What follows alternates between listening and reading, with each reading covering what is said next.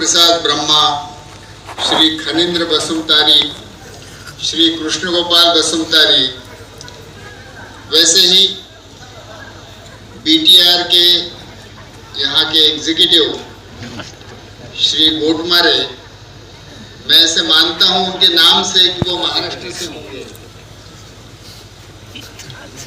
और आज के इस कार्यक्रम के लिए जिनकी उपस्थिति से मेरा आनंद और मेरा सम्मान दुगुना हुआ,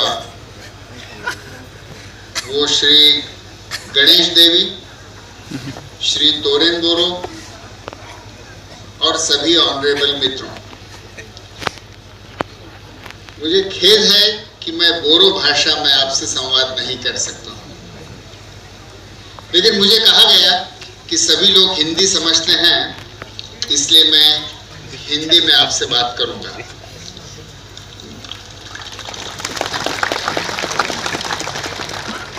धूप तेज है, आप सब लोग धूप में बैठे हैं और हमारा कार्यक्रम कुछ समय से चल रहा है, लेकिन मुझे कहा गया है कि मैं आपसे विस्तार से बात करूं, तो ये तो हमारा बड़ा सम्मान है। आप आज यहाँ मुझे बुलाकर मुझे तिहरा सम्मान दे रहे हैं, ट्रिपल ऑनर।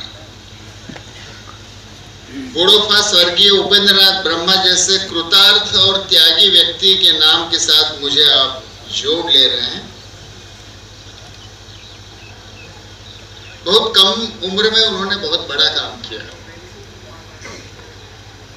जब उन्होंने बोडो समाज के लिए जो काम किया वो पढ़ता हूँ, सुनता हूँ, और उनको बोडोफा ये आपने बहुत उचित सम्मान दिया है, तो मन में एक ख्याल आए बगैर नहीं रहता है कि अगर वो 34 की उम्र में नहीं जाते और मेरे जैसी उनको 71 की उम्र मिलती, तो अपने जीवन में वो क्या क्या कर डालते। सिर्फ बोडो समाज ने ही नहीं और सिर्फ आसाम ने ही नहीं, तो इस देश ने एक बहुत अच्छा युवा नेता, एक दृष्टा नेता, एक सोशल रिफॉर्मर, एक ऑर्गेनाइजर और एक पॉलिटिकल लिबरेशन के लिए लड़ने वाला फ्रीडम फाइटर जल्दी गंवा दिया। लेकिन उसके पहले 34 इयर्स में ही उन्होंने बहुत बड़ा कमाल कर दिया। आज भी उनका कार्य और उनकी स्मृति दोनों रूप से वो हमारे बीच उपस्थित हैं। मैं उन्हें आदरपूर्वक स्मरण करके श्रद्धांजलि अर्पित करता हूँ। दूसरा सम्मान यह कि आप आज मुझे और मेरी पत्नी डॉक्टर रानी को बुलाकर आपने बोरो समाज और संस्कृति के साथ हमको जोड़ लिया है। 35 वर्षों पहले महात्मा गांधी का आश्रम जहाँ है वर्धा, जहाँ मैं पला, जहाँ मैं बढ़ा, वहाँ से उठकर हम दोनों गढ़चिली के गोंड समाज में रहने गए और गढ़चिली के गोंडों ने दोनों हाथ खुले कर हमको प्रेम से अपना बना लिया।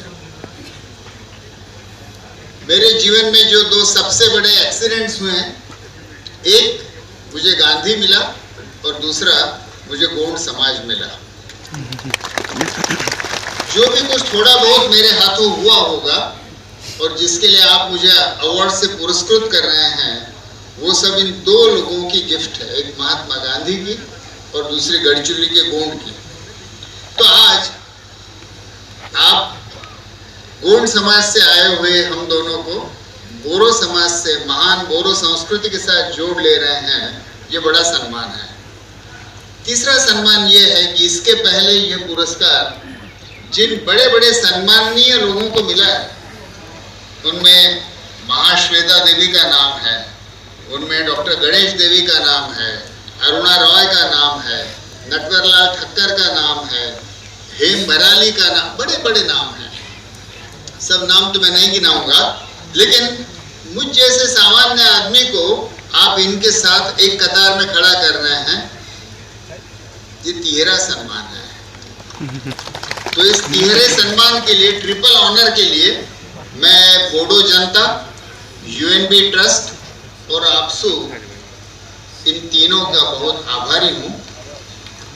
इस पुरस्कार को यद्यपि मैं स्वीकार कर रहा हूँ, लेकिन ये मेरी संस्था जो है सर्च, जिसमें 300 सहयोगियों के साथ हम काम करते हैं, तो सर्च संस्था के हमारे सब कार्यकर्ता, गढ़चिरौली जिले की जनता और गोंड आदिवासी, इन सब की ओर से मैं विनम्रता से ये सम्मान स्वीकार कर रहा हूँ।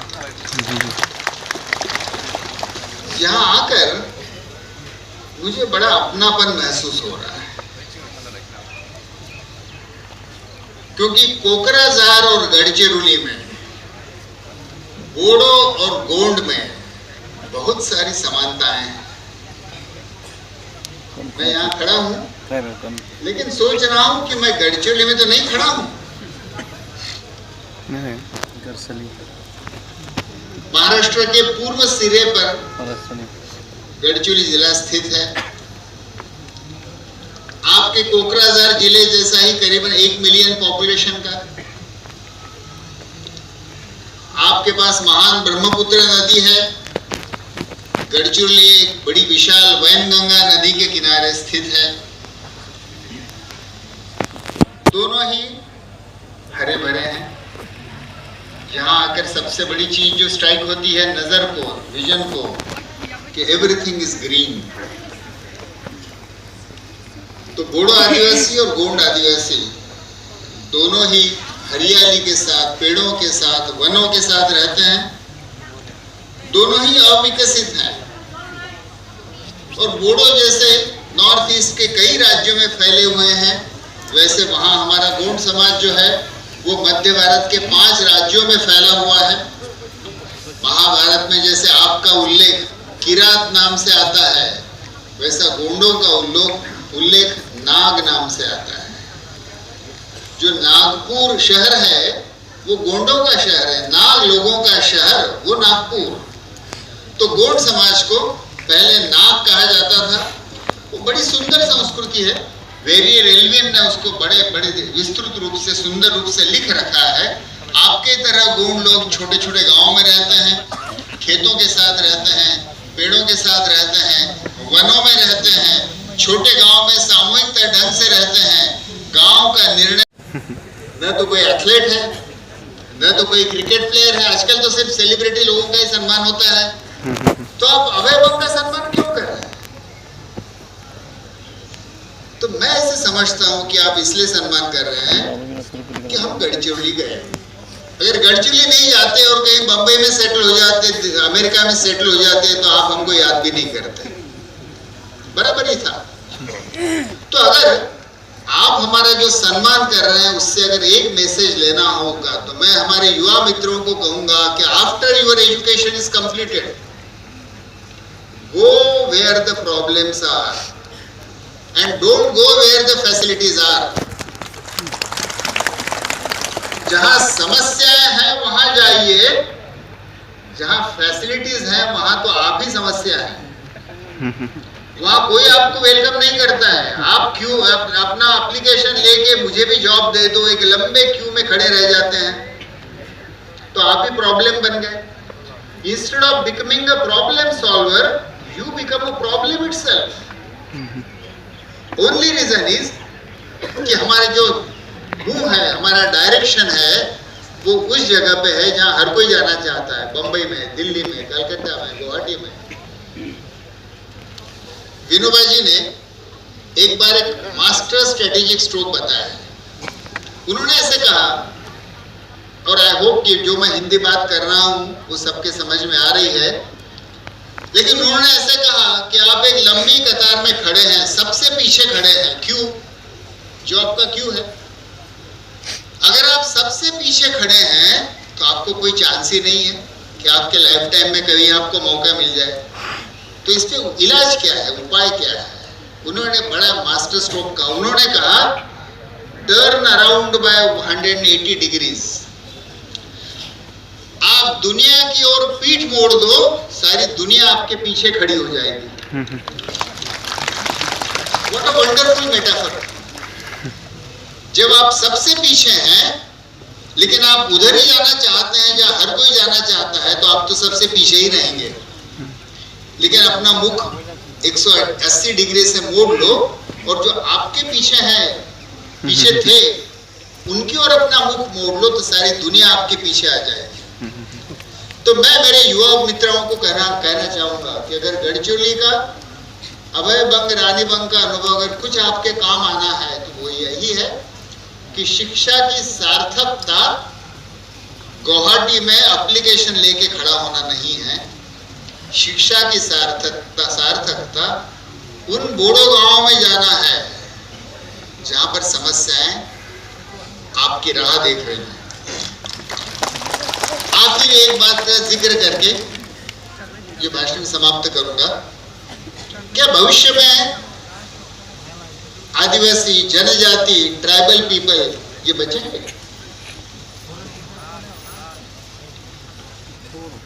जनजाति का जीने का हक है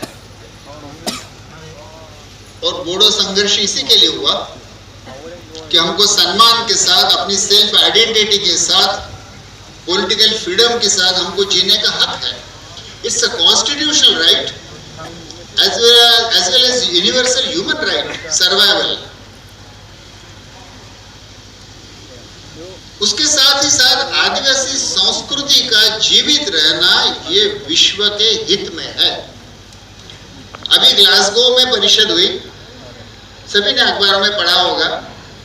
ग्लोबल वार्मिंग के खिलाफ उसको रोकने के लिए जो वैश्विक परिषद हुई और उसमें विश्व संकल्प किए जा रहे हैं, जिसमें भारत भी शामिल है, कि मानव जाति को, अपने आप को और पृथ्वी के सभी सजीव सृष्टि को अगर बचाना है तो ग्लोबल वार्मिंग रोकना है, डिफॉरेस्टेशन जीरो करना है, कोल और मिनरल ऑयल का, फॉसिल फ्यूल का इस्तेमाल कम करते जाना है और कार्बन न्यूट्रल बनना है। मेरे रोज के जीने के लिए मैं जितना कार्बन डाइऑक्साइड पैदा करता हूं उससे ज्यादा मुझे कार्बन डाइऑक्साइड पकड़ लेना चाहिए, carbon neutral, so that I do not contribute surplus carbon dioxide to the global environment, otherwise the global environment becomes warmer and warmer। हम जानते हैं कि 3 डिग्री सेंटीग्रेड से, अभी यहाँ आपको इतनी गर्मी हो रही है, 3 डिग्री सेंटीग्रेड से अगर पूरे विश्व का तापमान बढ़ जाएगा तो क्या हालत होगी।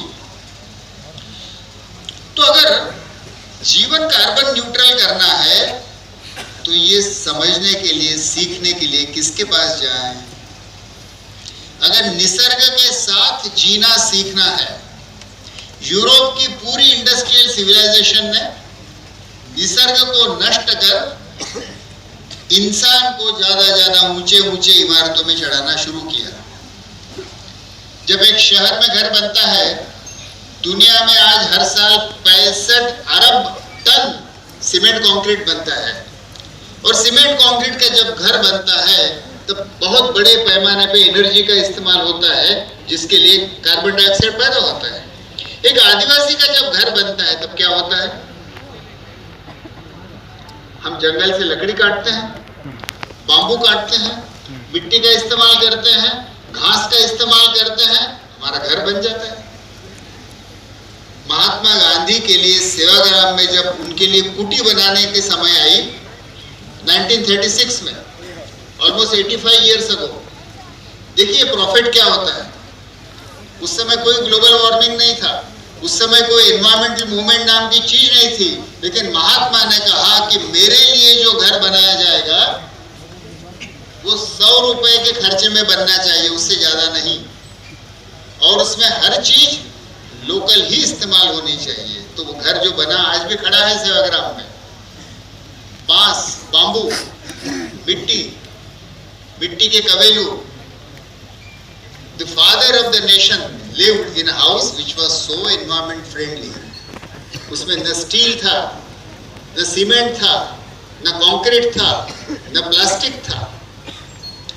ये जो एनवायरमेंट फ्रेंडली जीवन संस्कृति है, जीवन दृष्टि है, ये दुनिया को अगर कार्बन न्यूट्रल करना है, डिफॉरेस्टेशन रोकना है,